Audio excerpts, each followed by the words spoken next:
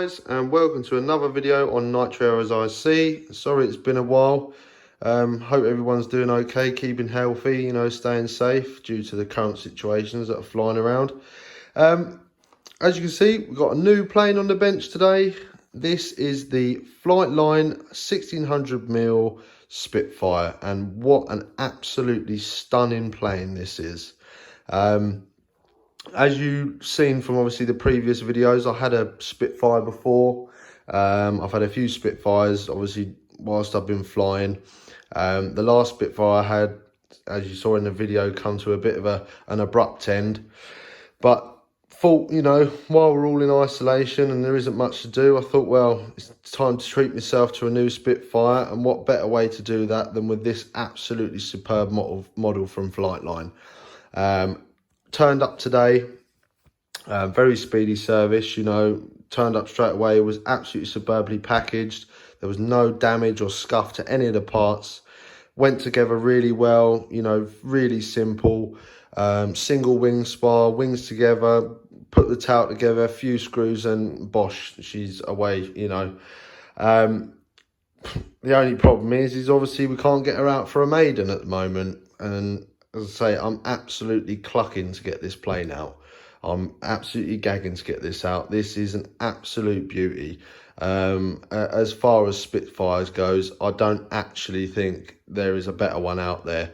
They're not cheap, and you do pay for what you get. Absolute superb finish. All the decals and everything went on absolutely superb. It's got lovely details on there. The obviously exhaust ports are really nicely done.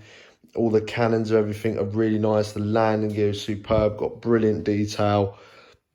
You've got all the little scale features like your radar antenna, radio antenna, and obviously the rear mirror, view mirror. The tail wheel it's just everything from the ground up. It's all been thought about and absolutely executed perfectly.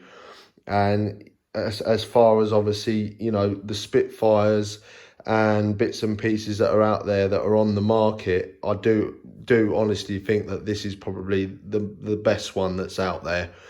I did look at a couple of Spitfires before I got this. I looked at the Avios one from Hobby King, which is a slightly bit smaller than this one. As I said, this one is a 1600mm wingspan. The Avios one is 1450, around 1500mm. And, I looked at both of them vigorously. And in the end, bigger is better as far as I'm concerned. And what better way than to go flying with an absolutely massive scale Spitfire. I mean, the video just doesn't do it justice. It is absolutely huge. I took a few pictures of my girlfriend holding it, and it's actually tall. The wingspan is actually taller than she is, and it's just a monstrous bit of kit.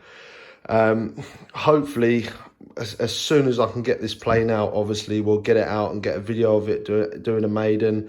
I haven't put a lot of content up recently due to obviously the situation that's going around, with coronavirus and everything. Everyone's trapped indoors.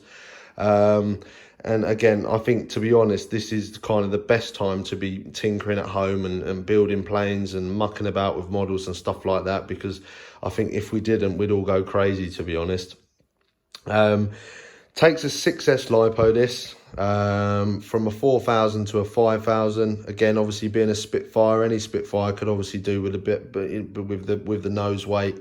I've got a 4000 in it currently. Obviously, as I say, I haven't flown it yet, so I will be obviously putting a bit of nose weight in it anyway to compensate for the slightly smaller battery. The CG on this is about 90mm from the leading edge. Again, with all my Spitfires, I've found that they always fly better with a bit more nose weight. So I'll probably move the CG forward to probably 85 to 80mm from the leading edge. Just makes them a lot nicer to fly, not nicer to land, and they're not as kind of pitchy and up and down. It just makes them a little bit more direct, So again, from obviously experiences in the past, that's probably what I'll do. Obviously, all depending on how it flies. It might fly fine, but with that smaller battery, I think obviously that nose weight is needed anyway. Retractable landing gear, again, it's got scale landing gear as well. The way they retract, they work exactly how the originals, you know, the Spitfire used to work one up first and then the other one. They don't come down straight away and really quickly. They're lovely in scale. The finish on it, as I said, is absolutely pucker. You've got all the panel lines, all the decals, everything, you know, all the stickers for like the don't step and everything, the oil, it just absolutely everything. You've got lights on it, and it's just absolutely pucker. I mean, it really has made me think, you know, that this is the one if you want a Spitfire. It's just from a standstill point, even just to look at it, is absolutely stunning.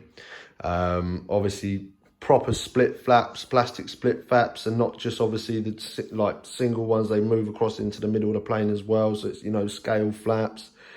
It's just been done really well, and as I say, I can't fault this at all. You know, the way it goes together and just the way it looks is absolutely mind-blowing. So, but yeah, as I say, guys, as soon as I can get this out, I'll get some video footage of it. I'll try and get some more content out. You know, it's a bit difficult at the moment, as I said, with what's going on. But yeah, I just obviously wanted to show you this, as I say, because it is an absolute beaut. Well, see you in the next one, guys. Cheers for that. Bye-bye.